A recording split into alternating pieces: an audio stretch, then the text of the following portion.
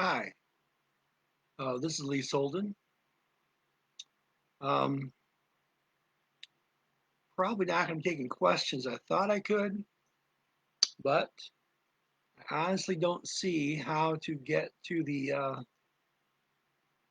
look if anyone's sending me questions. So I'm just going to go ahead and give this lecture. I am about 2 minutes early, so I'll just state my name, Lee Solden, and I'll be talking about my system for teaching and learning. It's called accelerated immersion. It's the name I give it. Um, so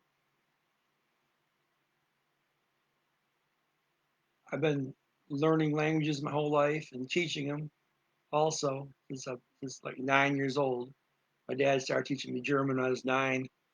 I started teaching somebody English when I was 9, and I just never stopped learning, teaching languages. So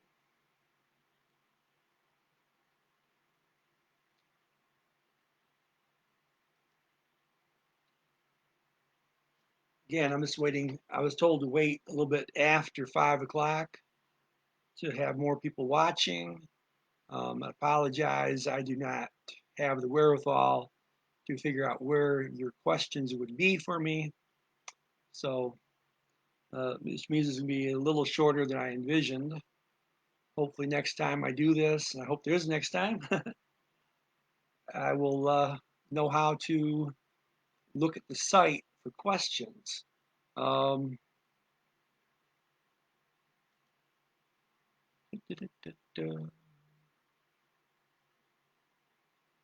okay, it's 5 o'clock on schedule today.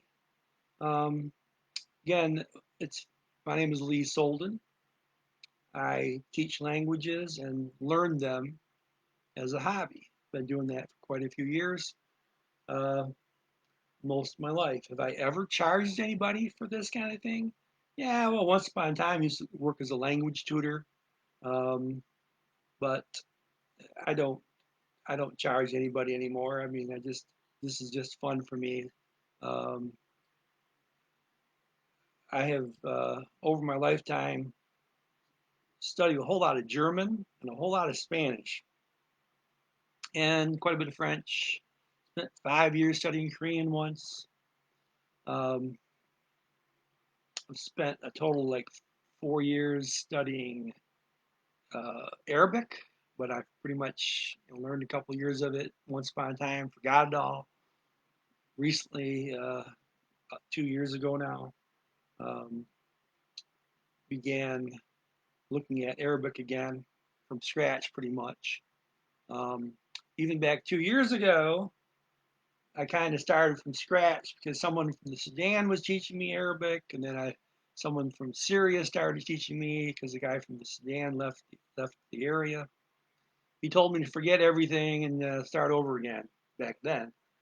Anyway, so then I kind of dropped it and went back to Spanish and German a little bit, and so I'm just mumbling along here, guys, waiting for a few minutes to pass before I actually start the lecture. The lecture is going to be on my system that I teach with, which I came up with starting in uh, December 2018, and for the most part, finished coming up with it before the end of March of 2019. Though I piddled with it, trying to improve it, trying to tie a few things together to make it more time efficient. Everything I do is about time efficiency. What works the fastest? Um, Being interested in 12 different languages, that was a really big deal for me. How do you learn the fastest? What methods work the fastest?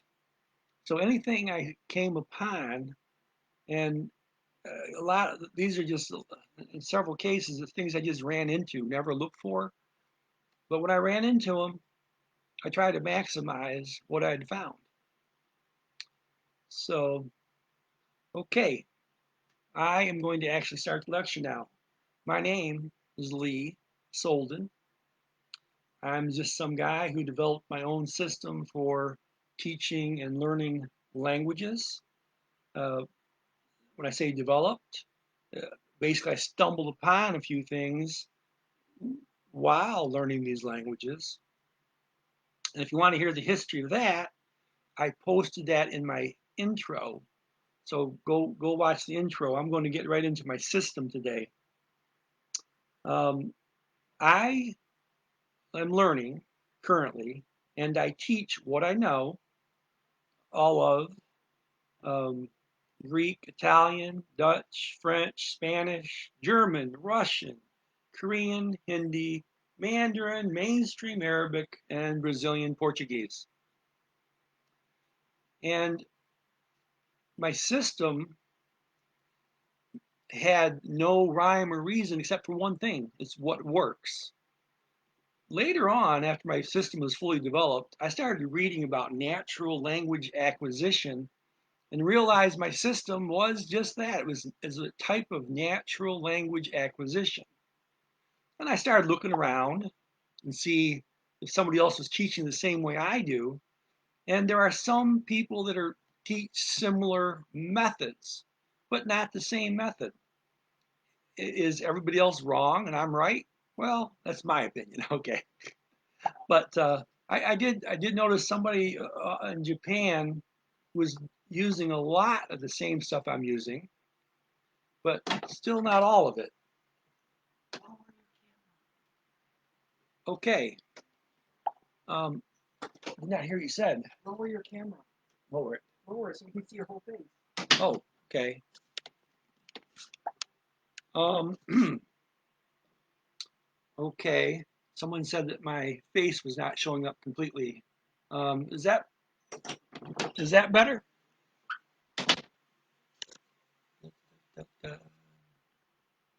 Okay.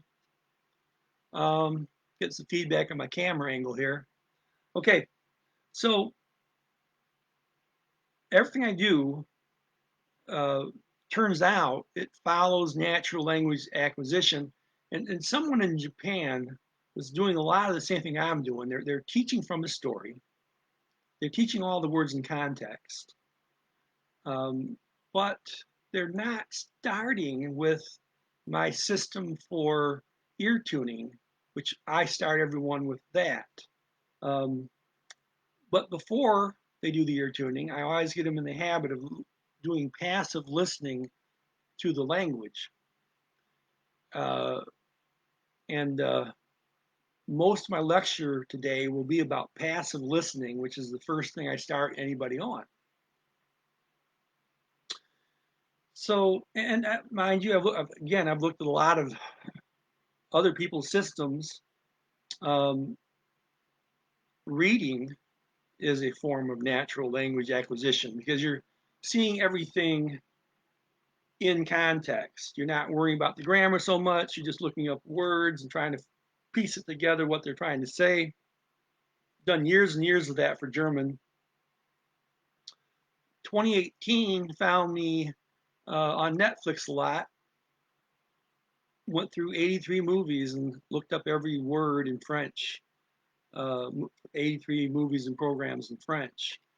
That's a type of natural language acquisition. Again, everything's in context, but none of that was ear based. The reading the books, the reading the subtitles on the French programs, that was all reading, not listening. I could never, prior to stumbling into the system, understand anything on TV in any language other than English. Um, okay, so there's 3 steps to my program. One, I get you started on passively listening to the language. This means it's in your ear all the time, or at least several hours a day, and you're not paying any attention to it. Like a child is surrounded by his brothers and sisters, his or her brothers and sisters, parents, relatives, friends. Everyone's talking, and kids playing with building blocks, not paying any attention to what's going on around, but the kid has this totally relaxed mind and is absorbing the language. But that kid can't absorb the language until the kid's ear tunes into the language.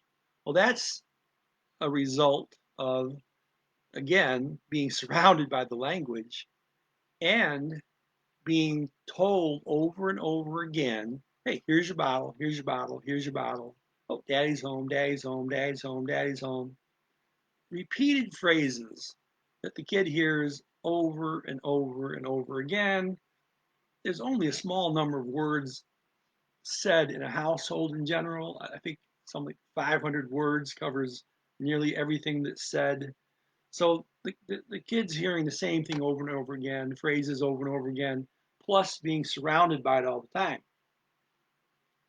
So their ear tunes into the language. And then they start absorbing it. That's the third and final step of my program. Okay. There's more to learning a language than my program. I'll get to that later. But so you're on the third step, which is now you're going to listen to the language, and just before you listen to it, I'm going to have you read the notes that I give you, saying this is what the sentence means and why. I tell you what each word means. I tell you what any phrases mean, and the overall sentence. Grammar, a little bit. If I have to, I'll tell you. Well, this verb means to give. Okay. Or I might tell you, well, this verb here means I give. There's a verb, uh, say dar, or Spanish means to give. So what I just do, I just told you that there is a verb that the other verb comes from. I'm not going to sit there and tell you the 40 different verb forms that go into dar, to give in Spanish, okay? I'm going to just tell you that one verb form for that sentence. Because all I care about is you understand that one sentence. And I don't want you to study it. I just want you to know for the moment what the sentence means. And then you listen to it. And you listen to it while you're reading. We're going to stick to Spanish for just for an example here. So you're going to read the Spanish and you kind of know what they're saying, but not really. I mean, the first day you're on this, no, you don't know. When you hear the Spanish, you don't know what's being said. Maybe a little bit, but it doesn't matter. When a kid hears something spoken, the kid's speech center is noticing what's going on around when the sentence is spoken. What's the face? What kind of faces is the mom making? What's the brother doing? Uh, is the mom handing you a bottle? Uh, so who's in the room? Who's doing what smells there are? What's other sounds? Also, what other words were spoken with any new words? Your speech center takes all that into account as a child, and that's how you learn the language. You associate that stuff with what you're hearing, but you don't do it on the spot. You don't understand what was said. What happens is you go to sleep and the speech center ties things together.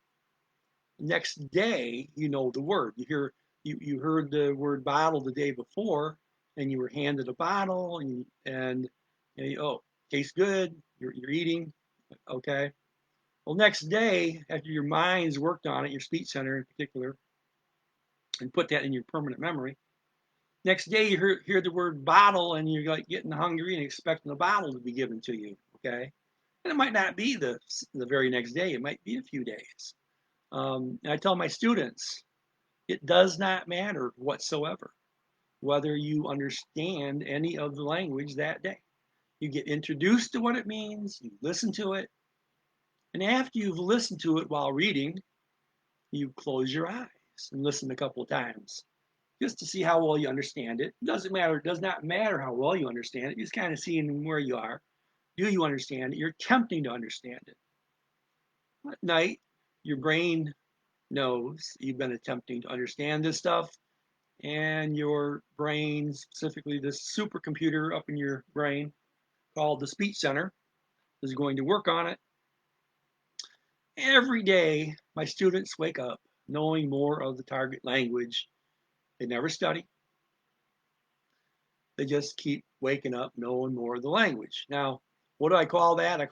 By the way, I call this associating the words in the target language with a known language. I call that read-throughs. It's fairly simple, 3 steps. Look over the definitions of the sentence I gave you, listen to it while reading it, and then just close your eyes and listen to it and see how well you understand it. First day, may not understand it all. Second day, you probably understand a little bit. And it goes on and on like that. And you don't stop. You just keep learning one sentence after another, one sentence after another. When I say learn, that's a bad word. You get exposed to one sentence after another and what that sentence means. You just keep going on and on and on. And you go back through the older material, looking at the definitions again, listen to it again. So you're learning, you're getting exposed to more and more of the target language, but you always keep also going back and reviewing the first, second, third, fourth, fifth, sixth, seventh, eighth, ninth, etc. Eventually, you're going to catch up to where you are currently. So it's a combination of always moving forward, but at the same time, you're spending a good deal of time reviewing. So we divide that the read throughs into 2 things: working on new material, reviewing old material. And over time, this whole process accelerates. The, the student knows more and more of these words, and therefore new words start being in context. And each sentence is in a story, so everything's in context. And before long, let's give you an example. Nothing exact here, but it might take a person a month to learn a 1 hour long audiobook. It will take them 1 hour to learn a 1 hour long audiobook once they get to the 12th audiobook. That's the kind of acceleration I'm talking about. So bottom line is the 12th audiobook, you just read it while you're listening to it and you know it. Why? Because there might be a few words you didn't know, but your mind, your speech center will tend to fill in the gaps, fill in a little bit, fill in the grammar for you a little bit at that point. So you can often it accelerates to the point where you can just soak stuff up, and then it gets a little better. Even it gets to the point where all you got to do is listen to it without reading it. So now you're learning the language just by listening to it, basically. And but still, you're going back. You're also listening to older material. Okay, so that's the whole. I'm going to review that part. The 3 steps of learning a language through me is you start listening to the language. And this is both for tuning your ear into it. Even when you start doing ear tuning exercises, is also to actually pick the language up. It's to give input into your speech center. One thing I glossed over really fast is ear tuning exercises, which is the second step. So I'll mention that. I'll mention that ear tuning exercises. That is basically I give you a 30 seconds of speech. If you're an English speaker, I have those 30 seconds of speech written down for you, syllable by syllable, using English letters. And you're told to follow those syllables as you're hearing the target language spoken at full speed speech. You do this for about 1 hour a day to start, a half hour in the morning, then you do several hours of passive listening, and then you do another half hour of trying to follow those syllables as you're reading them. Now, why did no one else come up with this? Well, it's because I'm telling the student to do something that is impossible. Now, well, that usually doesn't work. Oh, yeah, go do the impossible. Listen to this guy speaking Spanish, and I want you to read the ear tuning syllables, each one exactly and precisely as it's being spoken by the guy on the audiobook. Well, if your ear's not tuned to Spanish, you can't do that. But if you attempt to do it for 1 hour per day for just 2 days, along with doing all that passive listening, it'll give your speech center enough data, enough input that all of a sudden, click, it's like you turn the key, boom. All of a sudden, that Spanish sounds nice and clear to you, and you can follow those ear tuning syllables easily. So it goes from, and a person may not get any better at it from day one through the end of day two. They're not getting any better following these ear tuning syllables. It doesn't matter. You keep trying, you keep trying, you keep trying, and boom, all of a sudden it's done. So how the heck could have anyone ever ran across that? Well, I did because of